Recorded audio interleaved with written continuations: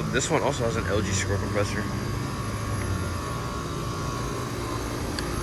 But, well, I guess it is not unusual, but I am pretty surprised though.